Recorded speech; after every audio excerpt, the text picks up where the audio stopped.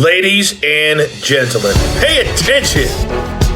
This is your boy, the coach from the WWE. I would like to welcome you to the very first wrestling podcast in the world to take you on a weekly deep dive into classic matches along with legends of the squared circle. Enjoy the discussion. Enjoy the back and forth. There's so much to get into. Ladies and gentlemen, this is The Payoff.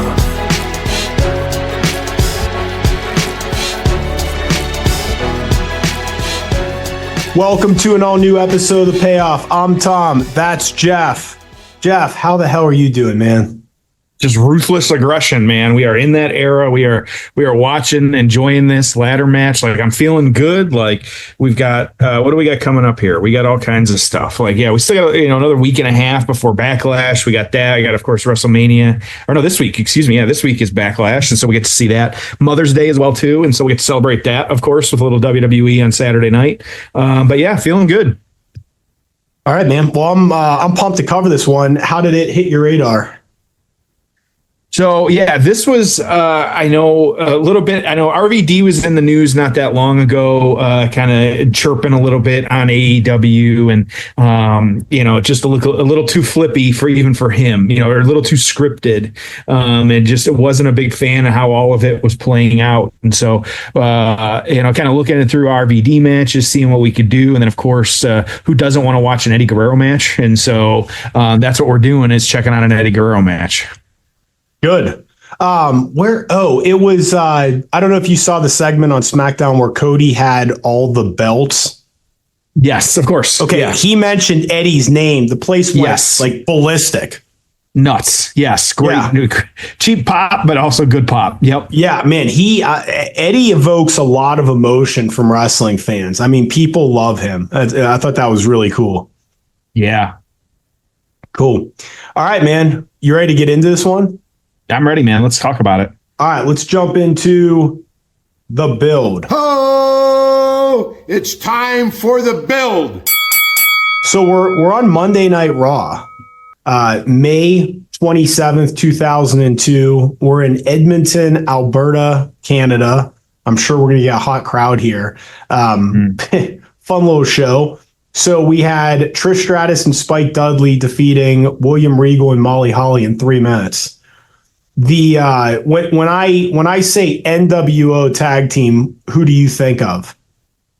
Oh, I mean, of course, Nash and Hall, but I got a feeling it's not going to be that. Yeah, no, it's going to be Booker T and X-Pac. Your NWO, that's right. Your NWO duo defeating the Hardy Boys in 3:42. Brock Lesnar is going to defeat Bubba Ray Dudley in 5 minutes. The Big Show is going to defeat Bradshaw in 2 minutes. Goldust is going to defeat Crash Holly in 1 minute. And then the reason we're here, IC title ladder match, RVD, Eddie Guerrero. How is this not going to be a great match, right, man? Yeah, would you be okay with this card being as crappy as it is if you got this main event? Would you be all right with that? I think so, man. I think you'd be happy. I mean, keep in mind there's a lot of Raws over the history where you're not getting a whole heck of a lot, man. So I think if you went there, you'd be, as you like to say, sports entertained. Yeah, absolutely. Yep. No, yeah. So this one too. So getting into the build on this of exactly what happened. So these guys were kind of really intertwined at this point. So again, this match taking place on Raw. It was May 27th, 2002. Of course, we get the brand split in 2002. RVD was drafted to Raw. He was the 4th pick, and at the time he was also the Intercontinental Championship, champion, and so he brought that belt to Raw with him. Rewind a little bit here. You had he actually defended that title against Booker T, but then Eddie Guerrero returned to the WWEF and attacked Van Dam. And so that would have been a month prior to this, and the brand split on April 1st. And so these two started feuding for that. And so at Backlash on April 21st, you had Van Dam losing that belt to Guerrero. At Insurrection on May 4th, you had them having a rematch for the belt. You had Guerrero being DQ'd after hitting the ref with the belt. And so while RVD won, title did not change hands. As we all know, title cannot change hands because of DQ. May 19th, then, getting a little bit closer to this show, Judgment Day, kind of that tight pay-per-view schedule, April 21st, May 4th, May 19th. You had Van Dam losing again to Guerrero, just another rematch for that one. And so the next night, he actually beat The Undertaker for the WWE Undisputed Championship, but we saw him a little bit at the clip here. Ric Flair actually restarting the match because Undertaker's foot was on the ropes, and so Van Dam lost lost after the match had been restarted. And so yeah, so these guys, like I said, they had a lot of pay-per-view matches leading up to this one. A lot of good reason. It feels weird that this is about the fifth or sixth time they've had a rematch, but this is the first time we're getting a little bit different of a stipulation with the ladder match being included in this one. And so, yeah, I'm excited. Should be wild. Should be a good one for us. That's be great, man. So we found this on Daily Motion. It's a 25-minute clip. Yeah, we're going to start at the 4-minute mark. So it's 25:20 is the full thing on Daily Motion. We're going to start at the 4-minute mark. Jeff, are you ready? Yeah, let's do this. All right, man. It's time for the payoff. Oh, it's time for the payoff.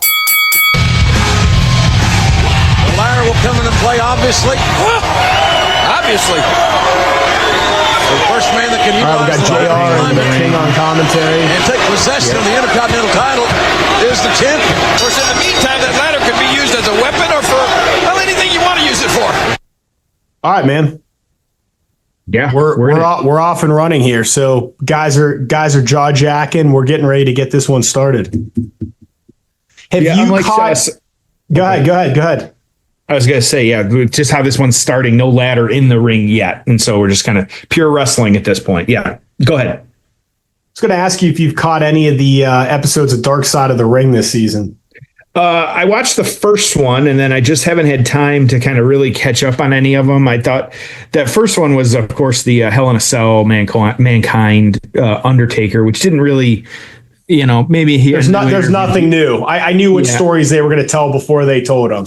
Yeah, did they have they had Noel Foley on there, but they really, it wasn't anything we didn't already know to me. And so, but yeah, so I need to catch up. I know that the episodes have gotten a little crazier and better since, because you want to hear those stories about some of the stuff you don't know about. And so I'm always a fan of Cornette. I've seen some clips of Cornette out there as well too. So yeah, it's I will get caught up. I just have not yet. Yeah, I'm 3 into it. So Foley was nothing new. The coolest part about that one was the reenactments, actually. Yes. Yeah. Then the Ludwig Borga one was effing wild. So that was the best one. Vader, same thing, nothing new. I mean, it was kind of cool, but just nothing really new. It was the same story that's been told, which is, he was stiff as hell in the ring. He was a great big man. And by the time he got to WWE, he was kind of damaged goods, unfortunately. So, but it is pretty wild to watch just how stiff he was. These guys are just going at it. This is right out, great. Kind of tossing each other into the ladder, big suplex on the outside. Yeah. So the other one too, I know you and I have both watched it at this point, is the I forget exactly what it's called, but the WrestleMania 9 kind of special Las Vegas. I know we both caught that. I sent you a picture as I'm about to start, and you're like, "Yep, same here later tonight." I said, "All right." And so, what are your thoughts on that one? So I'm sure there's some criticism out there of it's just WWE rewriting history and blah, blah, blah. Whatever. I thought it was awesome. Remember, in that era, you just didn't have behind the scenes stuff. So there is no behind the scenes at WrestleMania 3. There is no, I mean, very, very little footage exists like that. So just even if nothing was said and you were just watching the footage, it was fascinating. I thought them getting Brett and Hogan and Bruce and so many people that were involved, Lex, that were involved in that to talk about it was great. I love Vegas, so I thought like the Vegas connection was fascinating. The fact they built this thing, I mean, in that era to build that thing in the middle of a parking lot and it looked the way it did on TV. I thought that was great. It's funny that Hogan ending has always been like incredibly controversial. All I can tell you that is at 9 years old, when I watched that live, I thought it was the coolest fucking thing I'd ever seen. Because remember, if you grew up a Hulkamaniac, WrestleMania 7, Hogan beats Slaughter, but he's kind of on the tail end. By WrestleMania 8, Hogan's in that Sid match without the title involved, and they're kind of positioning it like Hulk Hogan's going to retire. And then he was gone basically up until February of the following year. So right before WrestleMania, he comes out on Raw. But, Hogan was out of sight, out of mind for, a year at that point. So for him to come back, you're disappointed he doesn't win the tag team championship. And then he comes out at the end and wins the title. And look, if you don't believe me or you weren't a fan at the time or whatever, just go watch the reaction. The place went ballistic. Okay. So I don't know how you look at that and go, oh, what a terrible thing. Bret Hart obviously has a sob story. And, Bret Hart was screwed by Vince McMahon, and an accident in the ring killed his brother. But the worst thing Vince McMahon ever did to him was take the title from him at WrestleMania 9. That's what Bret said. Bret said that's the worst thing Vince ever did to screw him. Well, okay. Right. Well, go look at it at the time. Okay. Before Hulk Hogan was announced for that show, they hadn't sold any tickets. All right. They were struggling. Bret Yoko, it wasn't, people didn't care. Okay. Go watch Bret Hart during those. Even Bret, who's the biggest Bret Hart mark there is, he's watching his interviews. He's like, yeah, I was a little green. You think? I mean, I literally said to my wife as we were watching this, I'm like, Hulk Hogan, larger than life, brother, I'm going to get you in a headlock. Okay. And then you're listening to Bret Hart. Yeah, I'm going to show him that I'm the excellence of execution. I mean, he was like looking at the ground. I mean, he had no personality, nothing. Bret Hart was not ready. But the problem was Vince put Randy out the pasture. Flair's on his way out. Who else is there? Where Hogan's nowhere to be found. Warriors, crazy. There is no, at WrestleMania 9, who is there? So Bret Hart, I mean, with all due respect, by default, gets the title. Shawn wasn't ready yet. So they had no headliner. They had nothing interesting. So yeah, if you're Vince McMahon and you're trying to run a profitable business and things are cyclical and you're kind of on the down right now, you're gonna hit the Hulk Hogan red button, right? No question. So I don't know, man. I watched that and I'm like, yeah, you absolutely should have put Hulk Hogan in that position. And if you had more time, perhaps he should have won the Rumble and been challenging Yokozuna for the title or something. But again, the point is, man, Bret Hart was not a megastar. He wasn't over. Now, whose fault is that? Well, he had that weird crowning of being a champion versus Ric Flair. No one ever saw it. It wasn't like live on television. It wasn't during a pay-per-view. So the reason Bret Hart wasn't a star, it's not his fault, but they did nothing to make him a star. So yeah, by the time you get to WrestleMania, it's like, there's just no interest in that. And so, yeah, man, I don't know. I thought giving Hulk the title in that moment, I wouldn't even say it was the right move. I'd say you didn't have a choice. You had these Caesars people that wanted Hogan there. The fans wanted Hogan. Bret wasn't over. You didn't want to end it with a heel champion because you had never done that before, and I think that would have been a bad way to do it. So I love what they did. Oh, Bret Hart, well, Bret, too bad.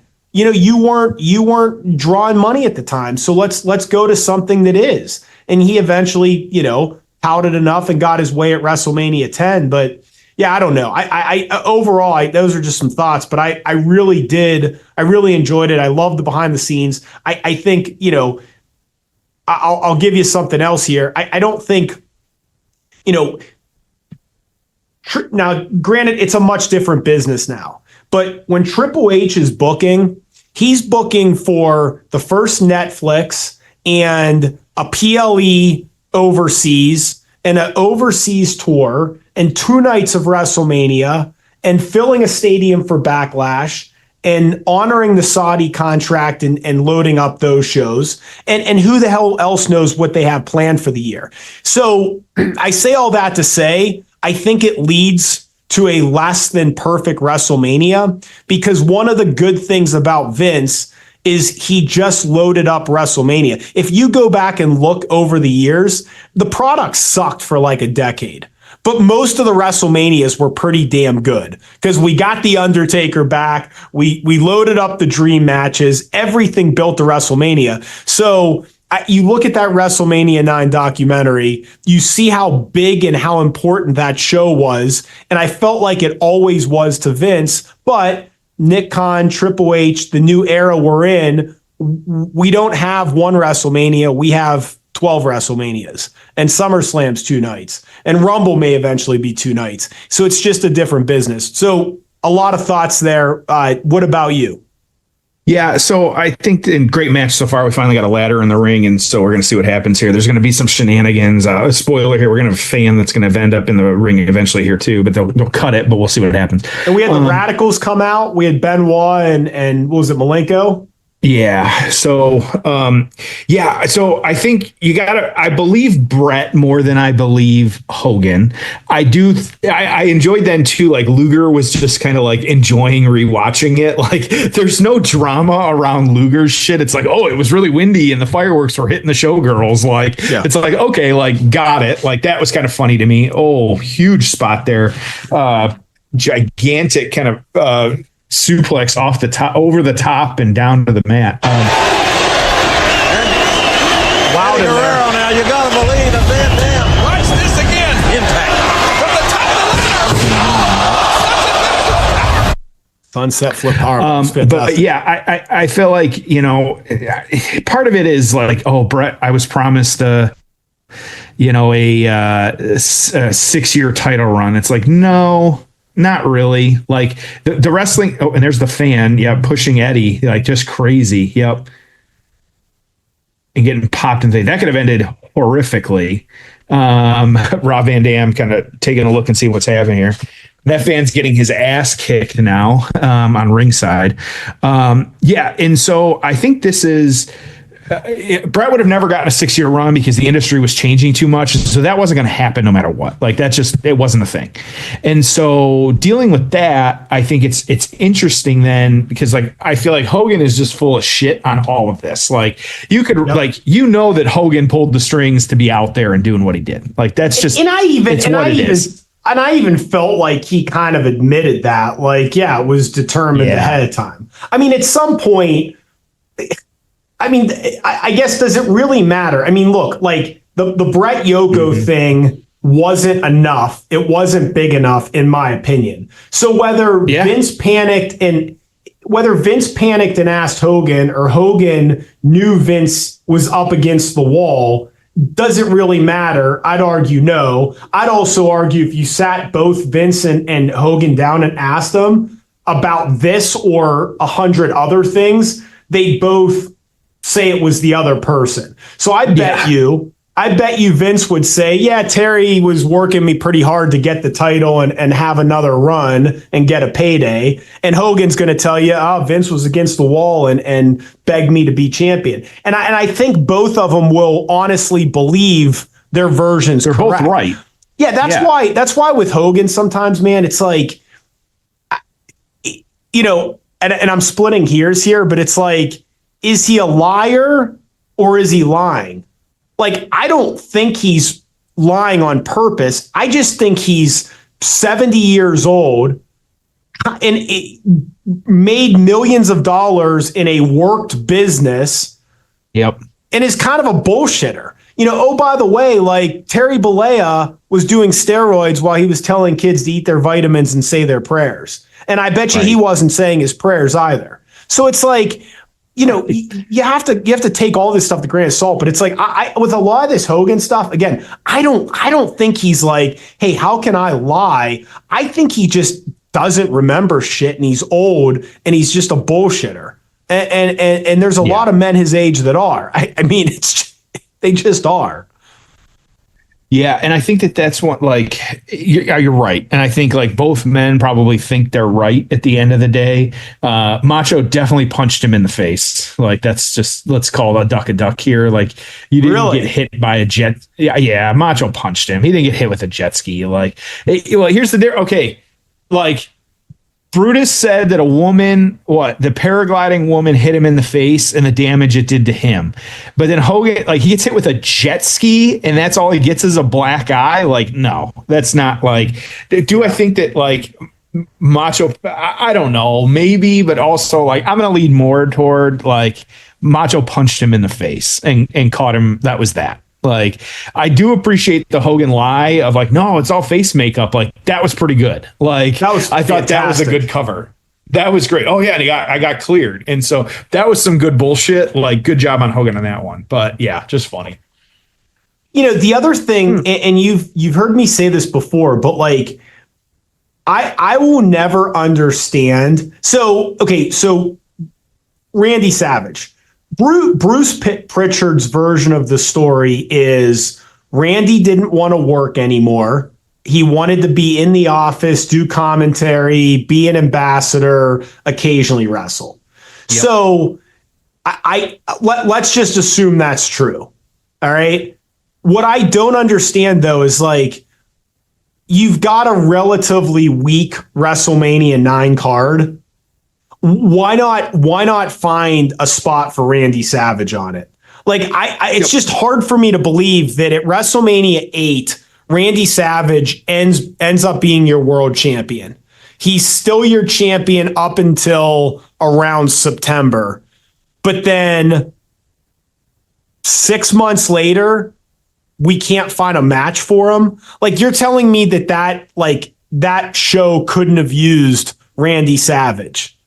I mean, and again, considering that they hated each other, it wouldn't work. But, like, fantasy booking, reunite the mega powers. Like, that would have been just, hey, guys, I need you guys to pretend to like each other for a couple promos and for a match. Like that could have been cool as shit, right? But, like, it's just, I don't know, man. I know it's 2020 hindsight, but, like, the booking in that era, it's just, it's hard to believe sometimes. And again, Savage, he wrestles at 8 and 10. Obviously, physically, he could still do it. So, like, how do you not have a spot for him? I just don't get that.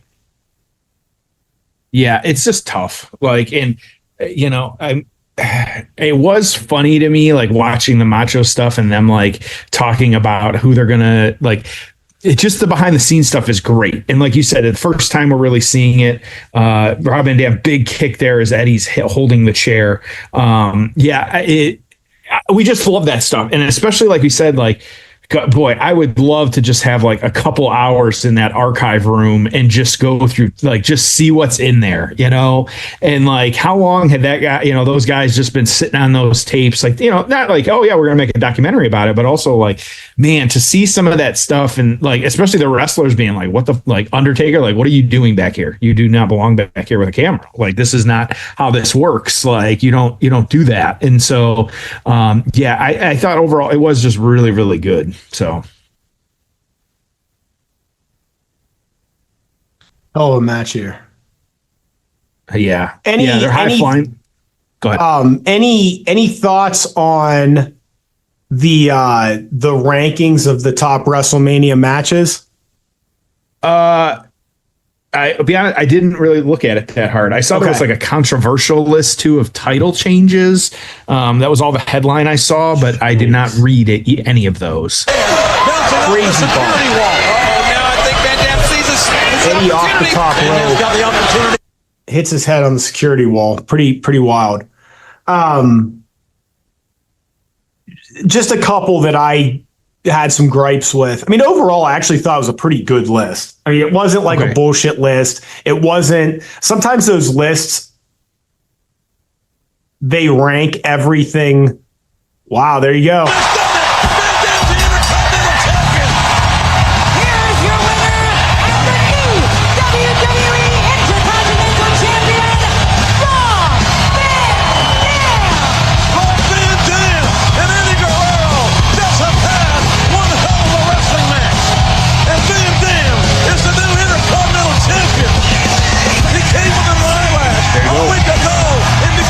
I mean, was that dude over or what? Right. Oh, Eddie attacking him with the ladder afterwards, get his heat back. No pun intended. But man, how over was RVD? Yeah, just wild. God. Man. Both these guys, though. All right, let's get into the aftermath. Ho! It's time for the aftermath. Wow, so Steve Austin coming out here.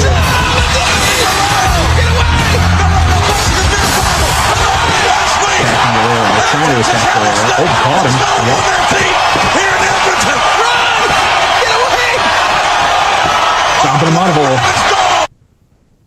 Flair involved. Pretty wild. Flair was general manager at this point. Flair getting taken out with a terrible. So is Austin still an active wrestler at this point? I'd have to double check. Yeah. I mean, he had to have been, right? Wild. Flair taking out Flair. Okay. We'll see how this one plays out. But okay, so aftermath and the great stuff. Real hot ending, man. Oh, now Benoit. Okay, he's in the ring too with Austin. Jeez, man. What a hot ending. All right, that was great. Yep, good stuff. Yeah, very good. Like, obviously, I'm sure there was a dark match with maybe some of these guys, like, really good stuff kind of descended home. Overall, that was a great match, too. Benoit turning on Angle, on Austin at this point, too, stomping him now. I thought overall it was just really good. It was a really good ladder match, good use of the ladder. Like, both guys, though, technically still good enough that didn't need it, but still very good overall. Yep. Great. Love it, man. I thought this was fantastic. Yeah. So now Eddie, Benoit attacking Austin.